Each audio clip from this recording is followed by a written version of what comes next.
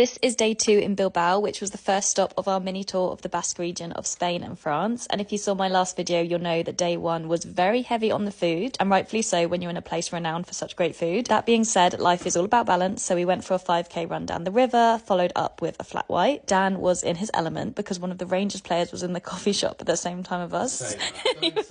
That's going in there.